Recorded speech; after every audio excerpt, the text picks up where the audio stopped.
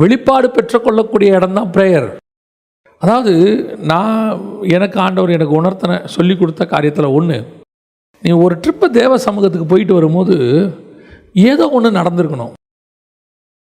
நான் சொல்கிறது புரியுதா? ஏதோ ஒன்று நடந்திருக்கணும். உன் ஆவிக்குரிய வாழ்க்கையில் ஒரு மாற்றம், நீ வாசித்த வசனத்தில் ஒரு வெளிப்பாடு, அன்னைக்கு ஒரு நியூ எக்ஸ்பீரியன்ஸ்.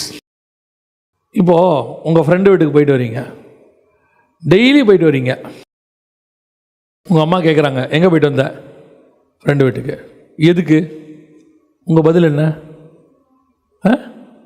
சும்மா தான். ஆக்சுவலாக உண்மையாக நம்ம எப்படி தான் போயிட்டு வந்தோம்? சும்மா தான் போனோம். ஆனால் நீங்கள் ஒரு கவர்மெண்ட் ஆஃபீஸுக்கோ ஒரு டாக்டரையோ பார்த்துட்டு வரீங்க. இப்போ கேட்குறாங்க, எங்கே போயிட்டு வர? டாக்டரை பார்த்துட்டு வரேன். எதுக்கு? சும்மா தான். சொல்ல முடியுமா? பார்த்தேன், எட்டி பார்த்தேன், ஆளே இல்லாமல் சும்மா உட்காந்துருந்தார். என்ன டாக்டர் ஃப்ரீயாக இருக்கீங்களா, பேசிகிட்டு இருப்போமா? இல்லை, எனக்கு ஒரு பிரச்சனை, நான் பார்க்க போனேன். இப்போ நீங்கள் ஒரு 10 நாள் கழித்து அந்த டாக்டரை திருப்பி பார்த்துட்டு வரீங்க. வரும்போது அவங்க என்ன கேட்பாங்க? வெளியே பார்த்தவங்க என்ன சும்மா பார்த்துட்டு வரியான்னு கேட்பாங்களா? என்ன சரியாயிடுச்சா? திருப்பி டாக்டர்கிட்ட போயிட்டு வரியே. அப்போ அந்த டாக்டர்கிட்ட போயிட்டு வர்றதுக்கும் ஃப்ரெண்டு வீட்டுக்கு போயிட்டு வரதுக்கும் என்ன இருக்குது? வித்தியாசம் இருக்குது. நான் போயிட்டு வரும்போது ஒரு எதிர்பார்ப்பு, நான் போயிட்டு வரும்போது ஒரு மாற்றம், நான் போயிட்டு வரும்போது வர்றதில் ஒரு நான் அவரை சந்திச்சுட்டு வர்றதில் ஏதோ ஒன்று இருக்கணும். சும்மா போயிட்டு வரக்கூடாது. டெய்லி தேவசமூகம் கேட்பாங்க, காலைல 10லேருந்து 11 என் ப்ரேயர் டைம். கன்ஃபார்மாக ஜெபம் பண்ணிடுவோம். Praise God. ஜெபம் பண்ணிட்டீங்களா? ஜெபம் பண்ணோம். என்ன நடந்துச்சுன்னா போனேன், ஜெபம் பண்ணேன், அப்புறம் வந்துட்டேன். எத்தனை வருஷமா? 10 வருஷமா மிஸ் பண்ணவே மாட்டேன். அதில் ஒரு பெருமை. நான் சொல்கிறேன், ஒவ்வொரு நாளும் தேவ சமூகத்தில் ஒரு அனுபவம் உண்டு. ஒவ்வொரு நாளும் தேவன்கிட்ட ஒரு புது எக்ஸ்பீரியன்ஸ் உண்டு. ஒவ்வொரு நாள் காலையிலும் கிருபை அல்ல, ஒவ்வொரு நாள் காலையிலும் புது கிருபை. காலைதோறும் அவருடைய கிருபை புதிதாக இருக்கிறது. நேத்திய கிருபை இன்னைக்கு இல்லை, நேத்தைய மன்னா இன்னைக்கு இல்லை, நேத்தைய அபிஷேகம் இன்னைக்கு இல்லை. இன்னைக்கு உள்ள அபிஷேகத்தை விட அபிஷேகம் நாளைக்கு வேற இன்னும் அதிகமாக இருக்கணும். அதை நீ முதல்ல எக்ஸ்பெக்ட் பண்ணணும். அப்போதான் நீ வளர வளர வளர வளர தேவ சமூகத்தில் போகும்போது கர்த்தர் உங்ககிட்ட பேசுவார். அவ்வளோதான். உன்னை பார்த்தாலே கர்த்தருக்கு சந்தோஷமாக இருக்கணும். மற்றவனை கிட்ட வராதங்கிற ஆர்டர் மோசையை போவாதேங்கிறாரு. மற்றவனை கிட்ட வராதேங்கிறாரு.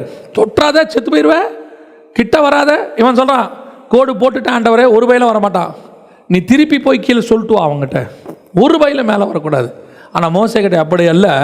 மோசே மலை மேலே ஏறி வா, நான் அவங்ககிட்ட கொஞ்சம் பேசணும். இந்த உறவு தான் உனக்கும் தேவனுக்கும் நடுவில் இருக்கணும். எவ்வளோ நாள் நீங்கள் மேலைக்கு மேலேயே பார்த்துட்டு ஆஹா என்ன மகிமை, எப்படி மேகம் இறங்குது, என்ன பாட்டு, என்ன ஆராதனைக்கு மிஸ் பண்ணாமல் போயிடணும். ஏன் அந்த பாட்டு இருக்கு பாருங்க. எவ்வளோ நாள் இப்படியே பேசி நிற்பேன்? ஆண்டவர்கிட்ட போய் எப்போ உட்காந்து ஆண்டவர் சொல்லணும், யாக்கோபே உன் கூடாரம் எவ்வளவு அழகாக இருக்கிறது. ஆண்டவர் சொல்லணும், என் பிரியமான புருஷனாகிய தானியேலே, நான் உங்ககிட்ட ஒரு விஷயத்தை சொல்ல வந்தேன்பா. மோசே வா, நான் உங்ககிட்ட கொஞ்சம் விஷயங்களை பேச வேண்டியிருக்கு. என்னைக்கு இந்த ஐக்கியம் வரும்? எப்போ நம்ம இந்த வளர்ச்சிக்கு நேரம் வருவோம்? யோசித்து பாருங்க. ஏன்னா நம்ம ஒரு ஆவிக்குரிய நிலையில் ஒரு தேக்க நிலைக்கு வந்துட்டோம், அல்லது நம்மளே ஒரு பெஞ்ச் மார்க் வச்சுட்டோம். இதுதான் பெஞ்ச் மார்க். இப்போவும் சொல்கிறேன், வருக வருதோ நீ சாகரியோ, சாகரத்துக்கு முந்தின நாள் வரைக்கும் ஆவிக்குரிய வாழ்க்கையில் வளர்ச்சி இருந்துக்கிட்டே இருக்கணும். இன்ச் பை இன்ச்சாவது வளரணும். ஒரு மில்லி செகண்டாவது, ஒரு மில்லி மினிட் என்ன சொல்லுவாங்க, மில்லி மீட்டரா என்னமோ சொல்லுவாங்க, அந்த அளவுக்காவது உனக்கு என்ன இருக்கணும்? ஒரு ஆவிக்குரிய வளர்ச்சி இருக்கணும். இதுதான் ஆண்டவர் எக்ஸ்பெக்ட் பண்ணுறாரு. 10 வருஷத்துக்கு முன்னாடி ரட்சிக்கப்பட்ட போது எதே அனுபவம் இருந்துச்சோ அதே சேம் அனுபவம், அதே அனுபவம் விசுவாசி, அதே அனுபவம் ஊழியக்காரரு, அதே அனுபவத்தில் சர்ச்சு. அதுக்கப்புறம் என்ன இருக்குது? ஒரு சூடு இருக்கு, அப்படியே இருக்குது. தண்ணி கொதிக்கல, ஆனால் குளிரும் ஆகல, கத கத கத கதன்னு இருக்குது. நீ கேட்டு பாருங்க, தண்ணி எப்படி இருக்கு? குடிக்கலாம், குடிக்கிற சூட்டில் இருக்கு.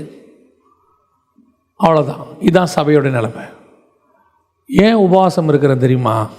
நான் ஏதோ மற்றவங்ககிட்ட வேலை பார்த்துக்கிட்டு, ஏன்னா இந்த வசனத்தின்படி சொல்கிறேன், வேலை பார்த்துக்கிட்டு அப்படியே டெய்லி ரொட்டீன் ஒர்க்கை பண்ணிக்கிட்டு அப்படியே ஜாலியாக இருக்கிறதுக்கு அல்ல. நான் உபவாசம் இருக்கிற அன்னைக்கு கர்த்தர் என்னோடு கூட பேசுவார். நான் உபவாசத்தோடு கூட கீழே வரும்போது நான் கர்த்தரிடத்திலிருந்து வார்த்தைகளை பெற்றுக்கொண்டு வருவேன்.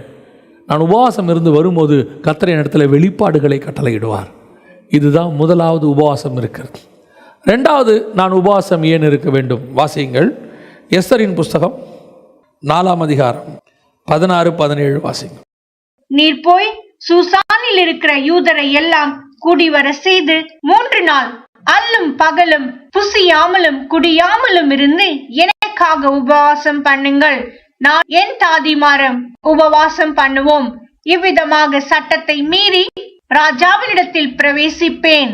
நான் செத்தாலும் சாகிறேன் என்று சொல்ல சொன்னாள். நல்ல கவனி. ரெண்டாவது உபவாசம் எதுக்கு?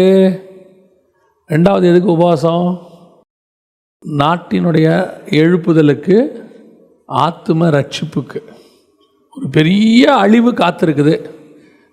எஸ்தர் காலத்து அழிவை விட மிகப்பெரிய அழிவின் காலத்தில் நம்ம நிற்கிறோம். நம்மளுடைய உபவாசம் எதுக்கு இருக்கு? அற்ப காரியம். ஆண்டவர் சொல்றார் பாருங்க, கீழே 4வது வசனம் வாசிங்க. ஏசாயா 58:4. இதோ வழக்குக்கும் வாதுக்கும் துஷ்ட தனத்தினுடைய கையினால் குத்துகிறதற்கும் இதுதான் கரெக்டான ஃபாஸ்டிங். இப்போ நீங்கள் இருந்துக்கிட்டு இருக்கீங்க. எனக்கு ஜோம் பண்ணுங்க, கேஸ் போட்டாங்க. என்ன கேஸு? எங்கள் அண்ணன் தம்பியெல்லாம் இடத்த போட்டு எடுத்துக்க பார்த்துக்கிறாங்க. எப்படியாவது கேஸில் நாங்கள் என்ன பண்ணோம்? ஜெயிக்கணும். அதை விட மோசம் அடுத்த இருக்கு பாருங்க. எதுக்காமா? துஷ்டத்தனத்துடைய கையினால் குத்துகிறதற்கு. இது என்ன குத்துறதுக்கு? கர்த்தர் நொறுக்குவார், கர்த்தர் குத்துவார். இன்னைக்கு நம்முடைய உபவாசம் எதுக்கு இருக்கு? அவ சொல்றா எஸ்தர், என் ஜனங்கள் ரட்சிக்கப்பட வேண்டும், என் ஜனங்கள் மீட்கப்பட வேண்டும், நான் செத்தாலும் சாகிறேன். ஆனால் நீங்க எதுக்கு உபவாசம் இருக்கீங்கன்னு கர்த்தர் சொல்றாரு? துஷ்ட கையினால் குத்துகிறதற்கு. இதுக்கு தான் நீ இருக்கிற உபவாசம். ஆண்டவர் சொல்ற, இல்லை, நீ அதுக்கு இருக்கக்கூடாது. நம்முடைய பிரேயர் அடுத்தவனுடைய அழிவிற்காக அல்ல, அடுத்தவனுடைய வாழ்க்கைக்காக, அடுத்தவனுடைய மீட்புக்காக. இப்போ பாருங்க, சட்டம் அகைன்ஸ்டாக போயிடுச்சு. சட்டம் அகைன்ஸ்டாக போனவொடனே எஸ்தர் சொல்கிறா. எஸ்தர் கூட அந்த உணர்வு வரல. மொர்தெகாய் சொல்கிறான், மொர்தெகாய் நீ போய் என்ன செய்ய?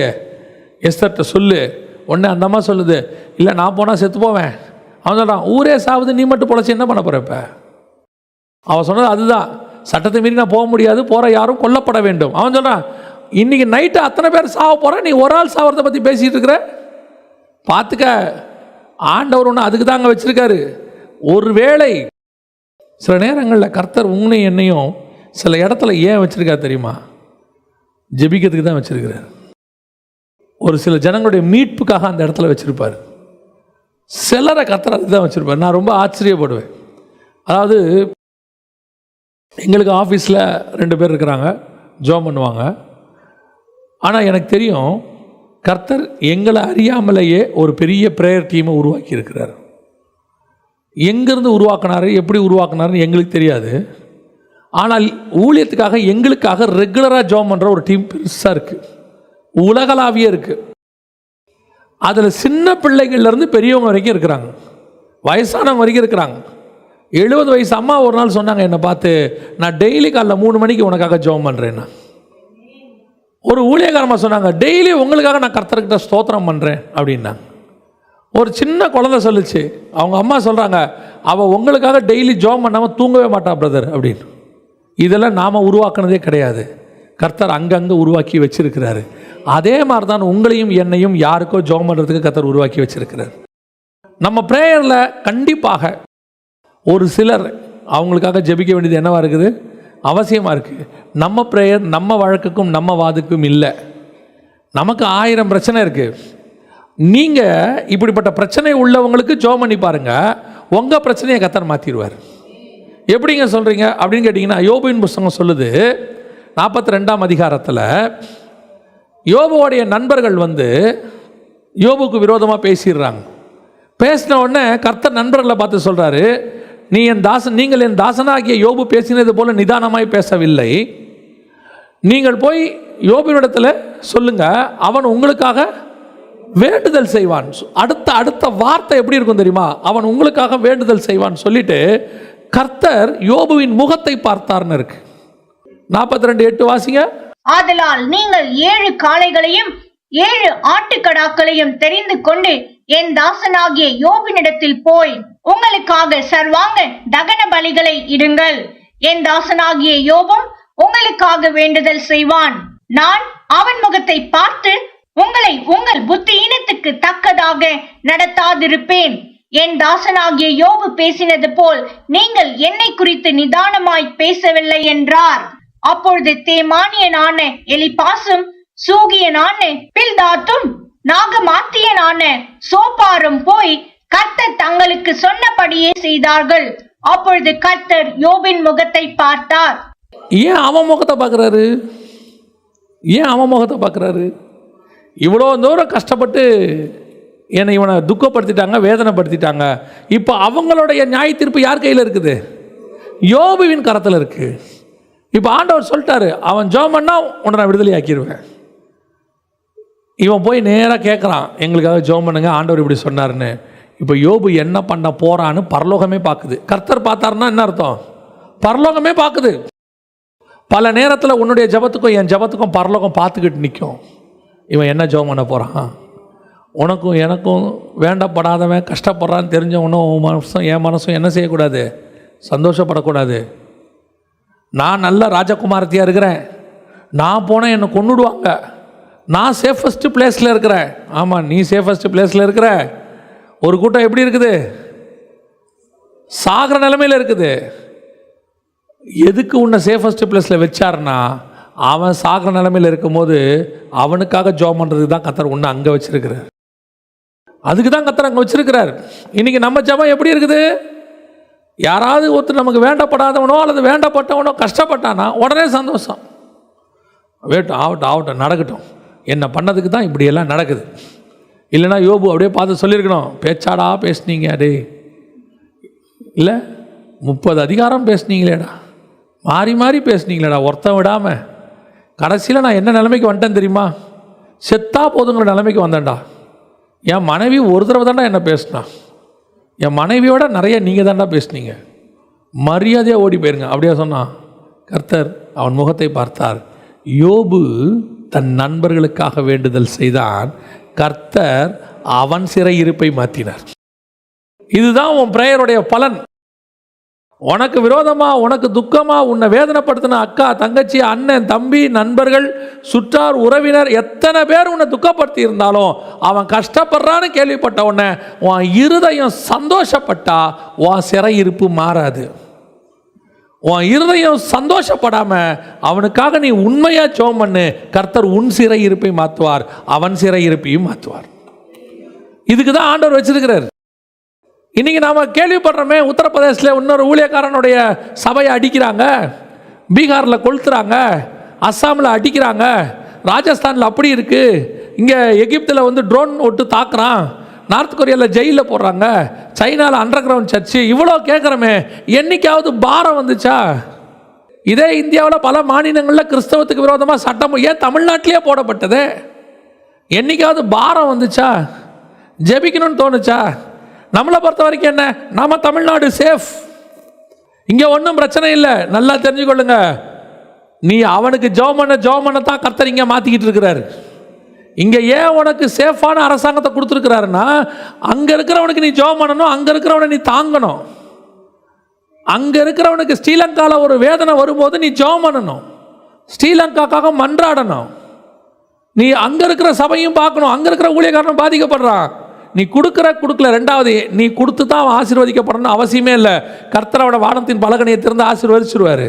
ஆனால் கர்த்தர் எதிர்பார்க்கறது உன் ஜெபம், உன் முகத்தை பார்க்குறாரு. நீ என்ன பண்ணுற, என்ன நடக்குது? இது பழிவாங்குற காலம் அல்ல, பழிவாங்குதலை பேசுகிற காலம் அல்ல. இது ஜெபிக்க வேண்டிய ஒரு காலம், எல்லாருக்காகவும் ஜெபம் பண்ண வேண்டிய ஒரு காலம். கர்த்தர் உன் முகத்தை பார்க்குறாரு, எஸ்தரை பார்க்குறாரு. நீ என்ன பண்ணுற, உன் ஜெபம் எப்படி இருக்கு? உனக்கு வேண்டப்பட்டவன், உன் சொந்தக்காரன், உன் நண்பன், கூட பிறந்தவன் வேதனையாக இருக்கும்போது நீ என்ன நினைக்காத, எவ்வளோ சொன்னாங்க ஆண்டவரை பற்றி, கேட்கல, அனுபவிக்கிறாங்க, அனுபவிக்கட்டும். அதனால தான் அனுபவிக்கிறாங்க. ஆமாம், அவங்க கேட்கல, அவங்க மனக்கண் குருடாக இருந்துச்சு. இது அவங்களுக்கு சுவிசேஷம் சொல்ல வேண்டிய காலம். இப்போ தான் நீ போய் சொல்லணும். இல்லை நான் ஏற்கனவே சொன்னேன் கேட்கல, அப்போ கேட்கல, இப்போ சொல்லி கேட்பாங்க. இப்போ அவனுக்கு அன்பு தேவை, இப்போ அவனுக்கு ஆறுதல் தேவை. அன்றைக்கி அவனுக்கு பணம் இருக்கும்போது தெரியாமல் போயிருக்கோம், இன்றைக்கி எதுவுமே இல்லை, இப்போ தெரியும் அவனுக்கு. அல்லேலூயா. நம்ம ஜெபத்தை கர்த்தர் ரொம்ப முக்கியமாக பார்க்கிறார்.